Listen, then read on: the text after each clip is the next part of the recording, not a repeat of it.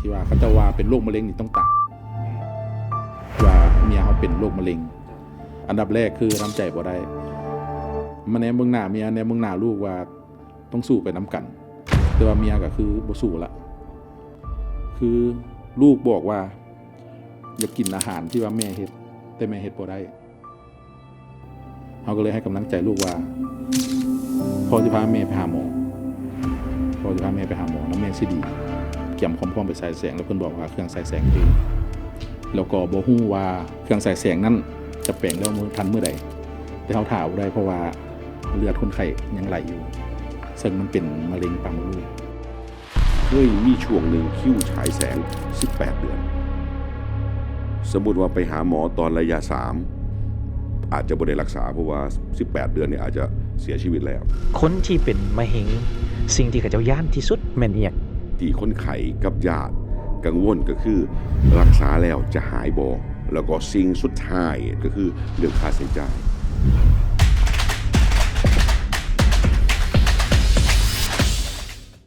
สวัสดีทุกคนมื้อนี้อยู่กับ Target Exclusive เป็นเอพิโซดพิเศษอยู่กับข้าพเจ้าแคดดี้เกษดาและมื้อนี้เรามีแขกพิเศษ2ท่านอยู่นำข้าพเจ้าซึ่งมีไอโทนี่เนาะซึ่งเป็นเอิ้นว่าสามีของเอื้อยจินวรซึ่งเพิ่นก็ถือว่าเป็นผู้ป่วยโรคมะเร็งที่อ้ายเพิ่นจะมาแชร์ประสบการณ์ว่าระยะที่เพิ่นเป็นมะเร็งนี่มีเพิ่นผ่านหยังมาแหน่เนาะทุกข์ยากแบบใดจนมาฮอดมื้อที่เพิ่นปัวเซาแล้วนี่เพิ่นรู้สึกแนวใดและอีกท่านหนึ่งที่สำคัญก็คือท่านหมอธนุชกล้วยเจริญพาณิชย์ซึ่งเป็นผู้อำนวยการห้องหมอชีวมิตราซึ่งเป็นห้องหมออยู่อุบลซึ่งอาจารย์เพิ่นก็ถือว่าเป็นแพทย์ที่หรือว่าเป็นด็อกเตอร์ที่ specialize ในเรื่องของมะเร็งโดยเฉพาะและมื้อนี้ทั้งสองโดยเฉพาะแม่นายโทนี่เองก็จะมาเล่าในภาคส่วนที่เอิ้นว่าเมียของเราหรือว่าภรรยาของเราหั่นเนาะในช่วงเวลาที่เพิ่น experience กับมะเร็งเพิ่นเป็นแนวใดและอาจารย์เองก็จะมาไขข้อที่เอิ้นว่าคาใจสำหรับหลายๆคนในเรื่องของมะเร็งมะเร็งนี่ก็สามารถปัวให้หายขาดได้ซึ่งอันนี้เป็นจุดสำคัญที่หลายๆคนอาจจะมีความเชื่อที่ผิดและมื้อนี้เราจะเข้าเรื่องกันเลยดีกว่าอยากให้อ้ายเล่าหน่อยหนึ่งได้บ่ว่าในช่วงต้นที่อ้ายเนาะกับทางเมียอ้ายเองอะนะมื้อที่อ้ายได้รับรู้ว่ามื้อแรกเราเป็นมะเร็งอ้ายมีความรู้สึกจังไดอยากให้เล่าตั้งแต่เริ่มต้นเลยณตอนนั้นเจ้าจากการเริ่มต้นของอาการคนไข้เนาะซึ่งเมียข้าพเจ้าเองก็ได้มีอาการไข้ก่อนก็ได้กินยาพาราแก้ปวดปกติทั่วไปหลังจากยาเบิดฤทธิ์ก็กลับมาไข้คืนหลังจากนั้นเฮาเอะใจแล้วเฮาก็ได้ไปกวดอยู่คลินิกเพิ่นก็แนะนำให้ไปกวดอยู่ห้องหมอให้คำแนะนำทุกอย่างที่ว่าเฮาไปกวดซึ่งเฮาก็ได้ไปกวดภายในกวดนั้นหาสิ้นเนื้อหาหยังนั่นแหละไปรักษาเพิ่นก็บอกว่าถ้ารอแบบว่าเพิ่นตัดสิ้นเนื้อเฮาไปเนาะตัดสิ้นเนื้อเฮาไปกวดว่าให้รอท่าประมาณ2อาทิตย์จะฮู้ผลแต่เฮาก็บ่ได้รอท่าเฮาก็ไปกวดอยู่ห้องหมอหนองคายซึ่งห้องหมอหนองคายก็ให้คำตอบว่าเป็นมะเร็งปากมดลูกแล้วก็เพิ่นก็ให้วิธีคำรักษาให้คือไปห้องหมอมะเร็งอุดรซึ่งมื้อนั้นเฮาก็ได้พลาดคิวรักษาไปเฮาก็เสียคิวไปแล้วเพิ่นก็นัดเป็นเดือนหน้าที่ว่าจะรักษาได้แต่ว่าเฮาท่าบ่ได้เพิ่นก็ส่งมาลาวไปศูนย์มะเร็งลาวอยู่ห้องหมอ150เตียงเฮาก็ได้รักษาอยู่หั่นประมาณอาทิตย์2อาทิตย์นี่แหละก็อยู่หั่นก็ได้โดนเติบ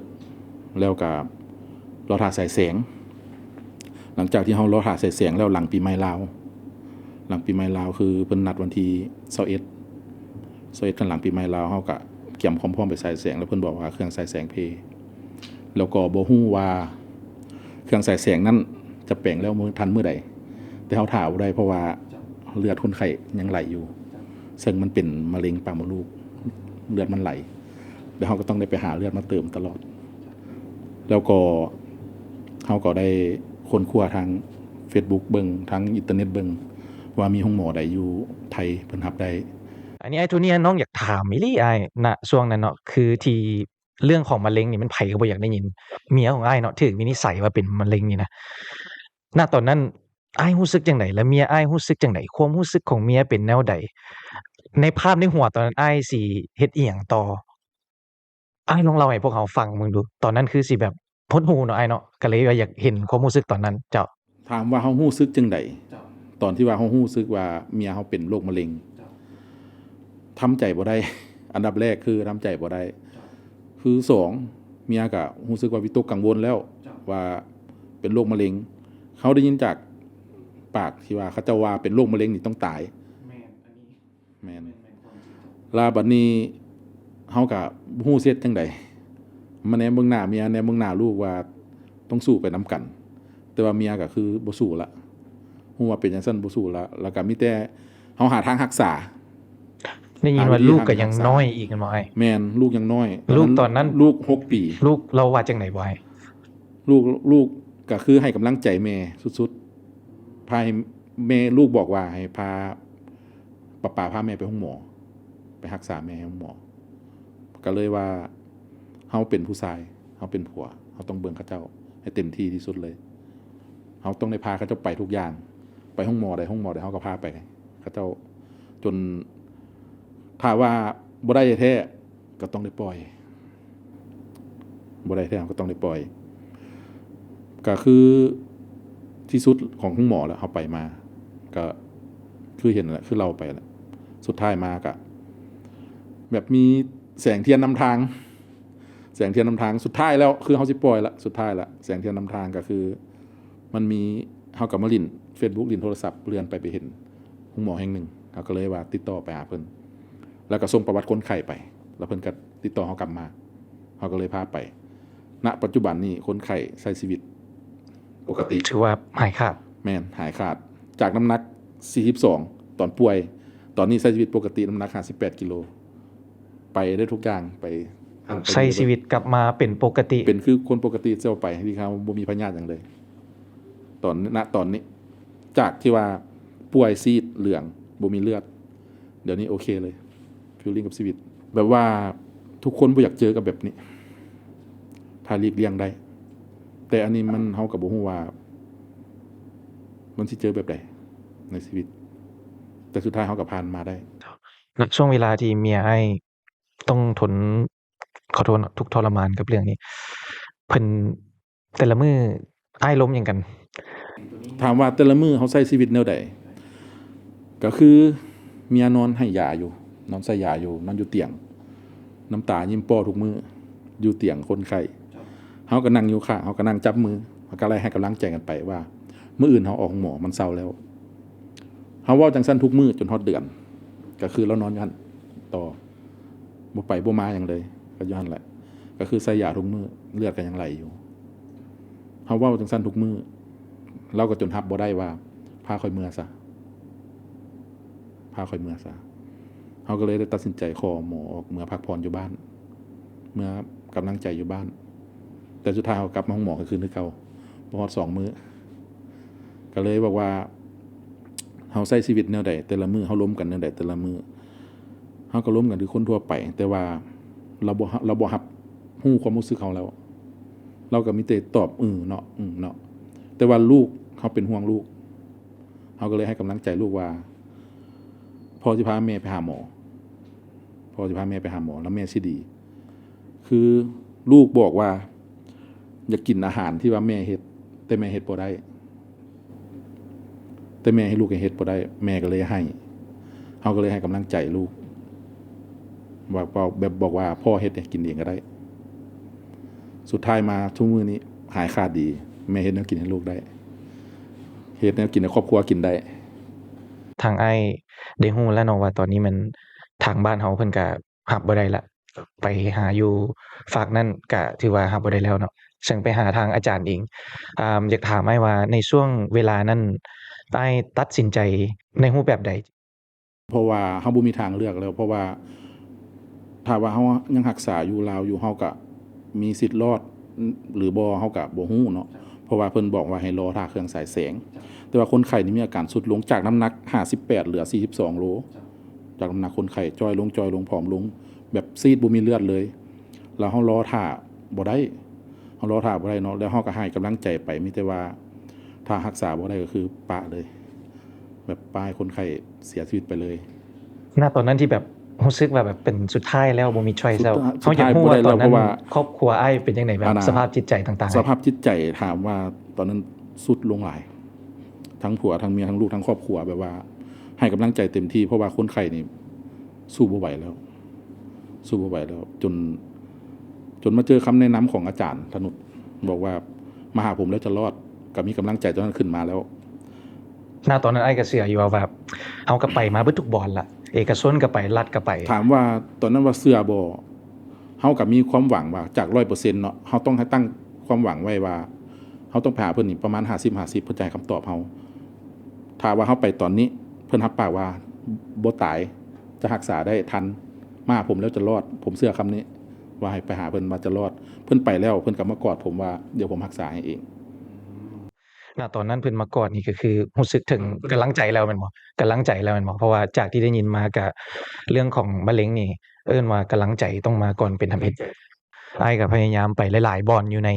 ทางบ้านเฮาแหน่แล้วก็ทางเพื่อนบ้านเนาะตอนเฮาไปเนี่ยฮู้เลยบ่ว่าเพิ่นอยู่ในขั้นใดแล้วอาน่ะตอนเฮาไปฮอดอาจารย์ธนุชเฮาบ่ฮู้ว่าฮอดขั้นใดแล้วอาน่ะเฮามีแต่ว่าในใจเฮาเนาะประมาณขั้น2ประมาณขั้น2ประมาณขั้น2ที่ว่าเฮาไปหาเพิ่นประมาณขั้น2ที่ว่ามันอาจจะแบบว่าลุกลามไปหาขั้น3แต่พอเพิ่นไปกวดแล้วไปฮอดมือเพิ่นแล้วเพิ่นว่าขั้น3แล้วสิลามขึ้นไปฮอดขั้น4เพราะฉะนั้นเพิ่นบอกว่ารับสายแรกๆเพิ่นรับสายค่อยเนาะเพิ่นบอกว่าบ่รอในเรื่องที่ว่าเฮาบ่รอ1มื้อนั้นพาสปอร์ตเฮาเบิดอายุทั้งผัวทั้งเมียทั้งลูกแล้วก็เอกสารรถแล้วมื้อนั้นมันเป็นมื้อวันศุกร์เฮาติดต่อไปหั่นประมาณ 3:00 น 3:00 นแรงบ้านเฮาซึ่งทางเพิ่นมาเฮ็ดเพิ่นสิต่อพาสปอร์ตเพิ่นได้เฮาบ่ทันอยู่แล้วในโมงนั้นเนาะของมื้อวันศุกร์เฮาก็เลยรอมื้อวันจันทร์แล้วมื้อวันพุธเฮาได้เอกสารรถครบทุกอย่างเฮาก็เลยไปหาเพิ่นเลยเฮาจะมาซ่าในส่วนนั้นแน่เจ้าเพราะว่าเฮาติดต่อเพิ่นไปเกือบฮอดอาทิตย์เฮาจังฮอดห้องหมอเพิ่นถ้าว่าเอกสารเฮาครบเบิดเรื่องหยังทุกอย่างเพิ่นเพราะว่าเฮาติดต่อเพิ่นไปแล้วเนาะเฮาต้องได้ไปหาเพิ่นเลยแต่เฮามาซ่าเรื่องเอกสารเฮาแน่อันนี้มันก็เฮาบ่ได้โทษไผเฮาซ่ามาเฮาเองครับไปฮอดมื้อวันที่1เฮาเข้าไปรักษาของวันที่1เดือน5เลยแล้วตื่นเช้ามาแล้วได้ฉายแสงเลยเพราะว่าคืออาจารย์ว่าได้กวดร่างกายไปทุกอย่างเฮาพร้อมรักษา24ชั่วโมงคือตื่นเช้ามา 8:00 นคิวแรกคือเฮาได้รักษาฉายแสงนั่นเลยคือผู้ป่วยก็ต้องได้ติดเตียงตอนนั้นเลยประมาณอาทิตย์นึงเลือดเซาไหลเลยหยุด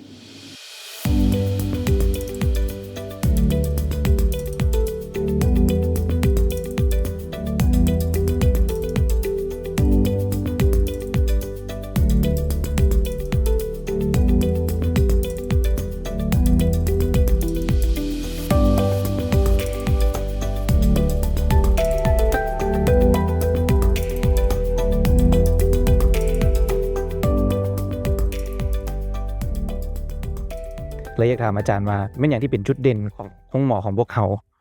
สิ่งที่เฮาทำมาตลอดเลยคือการดูแลคนไข้บ่ว่าจะเป็นคนไทยคนลาวคนกัมพูชาเฮาก็ดูแลมาหมดแต่สิ่งที่เฮาอยากทำหลายกว่านั้นก็คือการลดระยะเวลารอคอยนะครับซึ่งในอดีตเนี่ยต้องเรียนว่ามีโรงหมอในประเทศไทยโรงนึงน่ะเคยมีช่วงนึงคิวฉายแสง18เดือนสมมุติว่าไปหาหมอตอนระยะ3อาจจะบ่ได้รักษาเพราะว่า18เดือนเนี่ยอาจจะเสียชีวิตแล้วนะครับเพราะฉะนั้นของชีวมิตรานี่สิ่งที่ให้ความสำคัญที่สุดก็คือเรื่องระยะเวลารอคอยเฮาพยายามนะครับผมต้องเรียนเท็ดดี้ว่าชีวมิตรานี่พยายามอย่างสุดความสามารถที่จะให้การรักษาได้เร็วที่สุดเฮาสามารถเริ่มต้นการรักษาได้เมื่อผู้ป่วยพร้อมบ่เกิน24ชั่วโมงเราให้ฟังว่าของเฮาเนี่ยน่าจะเป็นโรงหมอที่เริ่มการรักษาโรคมะเร็งได้เร็วที่สุดในโลกแล้วคำมิชชั่นของโรงพยาบาลคือกายตรงจุดใจตรงดูแลเฮาบ่ได้เมืองแค่ร่างกายอย่างเดียวเฮาเมืองจิตใจนำอย่างตอนนั้นไอ้โทนี่พาน้องนิวไปนำนะครับเฮาก็พยายามเฮาก็ดูแลทั้งพี่โทนี่เพราะว่าเฮาก็บ่อยากให้พี่โทนี่เราคิดหลายนะครับซึ่งก็ต้องบอกว่าถ้าผู้ใดบ่เคยมีญาติพี่น้องบ่เคยมีหมู่มีพวกเป็นโรคมะเร็งเนี่ยบ่ฮู้หรอกครับว่าความทรมานในจิตใจเป็นจังไสเครื่องฉายแสงพังเครื่องฉายแสงเพ่มันเป็นอีหยังที่เหมือนเฮาลอยคออยู่ในมหาสมุทรเราบ่เห็นฝั่งนะแล้วมื้อนั้นที่ผมจำได้เลยคือไอ้โทนี่นี่โทร Facebook มาบอกว่าถึงแล้ว3 ทุ่มเนาะตอนนั้นถึง3 ทุ่มแต่มีตกเลือดซึ่งถ้าตกเลือดนี่ถือว่าเป็นอีหยังที่บ่สามารถอยู่โรงแรมได้ ตรงฟ้าวมานะครับผมก็ได้ประสานจากทางไอโทนี่มาปุ๊บผมก็ประสานทีมงานเลยว่าเตรียมตัวรับเด้อแล้วก็ผมก็เข้าไปเมืองตอน3 ทุ่มครึ่งก็ไปเมืองเสร็จก็เห็นว่ามีเลือดไหลอีหลีเลือดไหลหลายน้ำเฮาก็ทำการเปิดเครื่องไม้เครื่องมือแล้วก็พยายามหยุดเลือดนะครับถ้าบ่หยุดเลือดเนี่ยคนไข้มีโอกาสช็อกมือต่อมาเว้นต่อมาเนี่ยเฮาก็จัดการรักษาเลย ถือว่าชีววิทยานี่เอิ้นว่าเป็นส่วนมะเร็งเนาะอาจารย์แต่ว่าอยากถามก็คือว่าเฮามีเทคโนโลยีอิหยังที่แบบว่าเป็นตัวคิดว่าเป็นจุดเด่นของพวกเฮากระบวนการรักษาโรคมะเร็งเนี่ยมันจะมีทั้งหมดอยู่3ส่วนนะครับส่วนที่1คือการวินิจฉัยการวินิจฉัยนี่เขาจะต้องวินิจฉัยให้ได้ข้อมูลที่ถูกต้องและแม่นยำก่อนอย่างที่2คือเรื่องกระบวนการรักษานะครับทำยังไงให้คนไข้ได้เข้าสู่กระบวนการรักษาได้เร็วที่สุดแล้วก็ทันสมัยที่สุดอันที่3คือเรื่องการติดตามผลการรักษาถ้าเฮารักษาไปแล้วเฮาติดตามผลบ่ดีสิ่งที่ตามมาเฮาก็บ่ฮู้ว่าโรคมันจะกลับมาใหม่บ่ผลข้างเคียงของการรักษาจะเป็นจังไสนะครับเพราะฉะนั้นผมก็สิมาอธิบายตั้งแต่ระยะว่าถ้าเป็นการวินิจฉัยเนี่ยเฮาจะต้องฮู้นิสัยของมันเช่น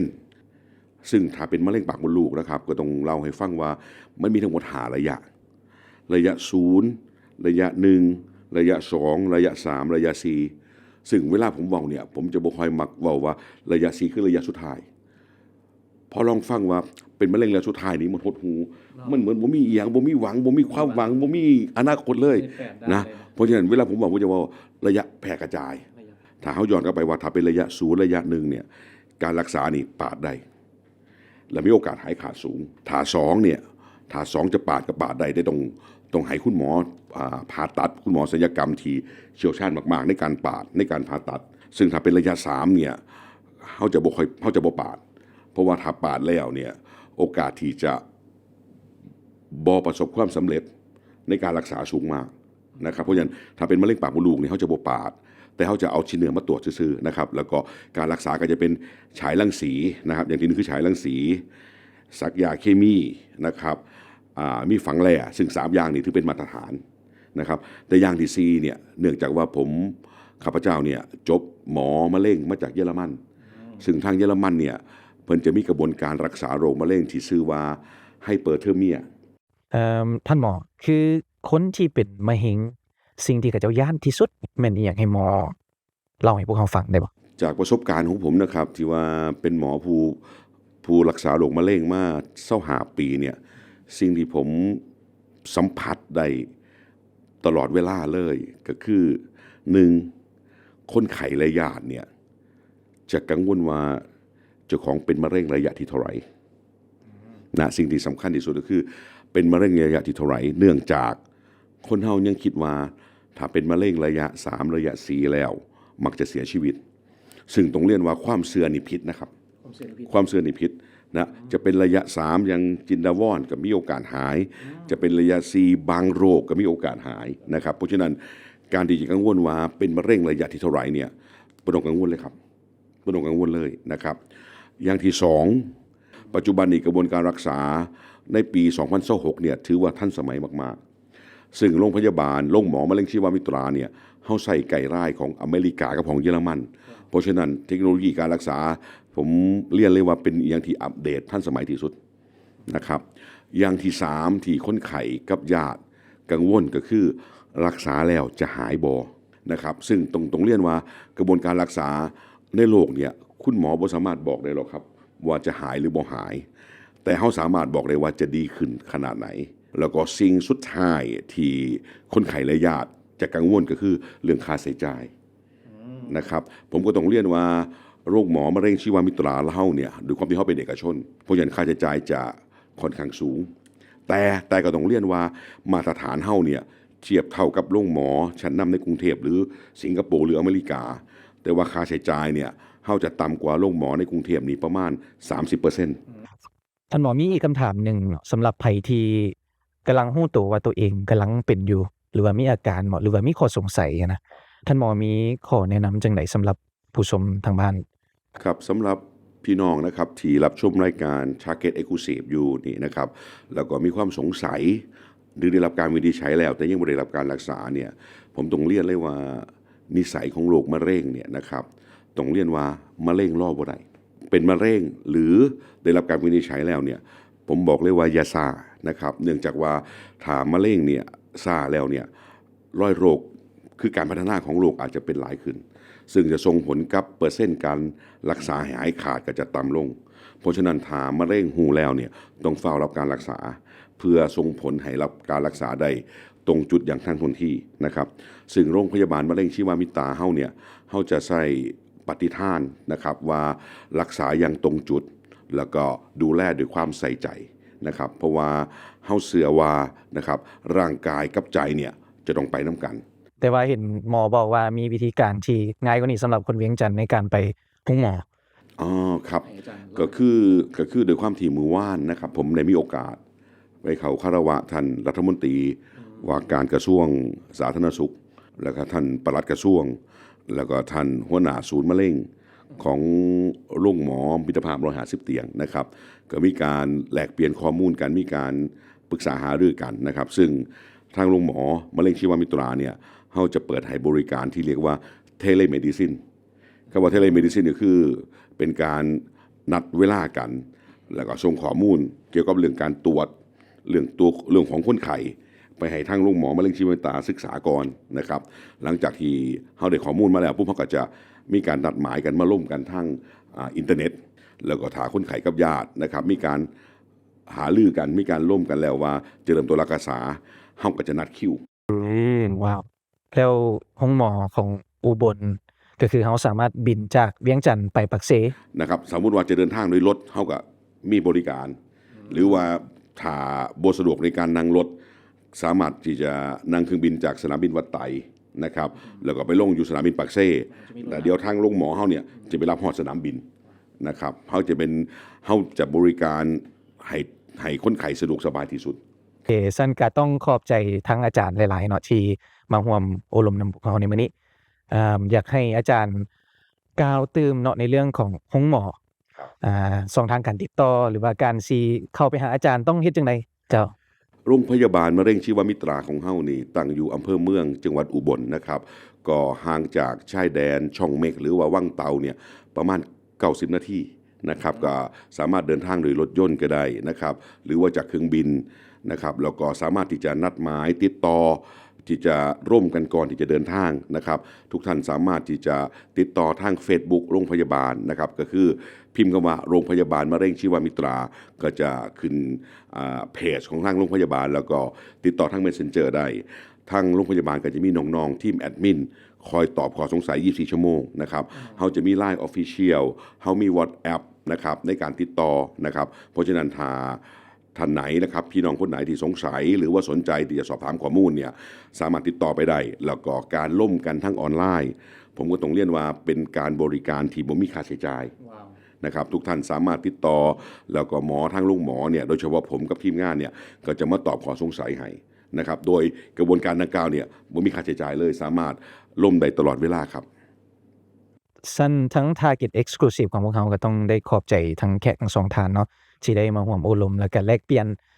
กับพวกเราในเรื่องของมะเร็งที่สามารถเป็นปัวได้แต่อย่าลืมว่าต้องให้ไวและทันการเนาะก็ต้องขอบใจทั้งท่านหมอกล้วยหลายๆขอบใจทางไอ้ตัวนี้หลายๆเนาะที่ให้เกียรติเข้ามาร่วมอบรมกับพวกเราในอีพิโซดพิเศษตัวนี้แล้วเจอกันทุกคน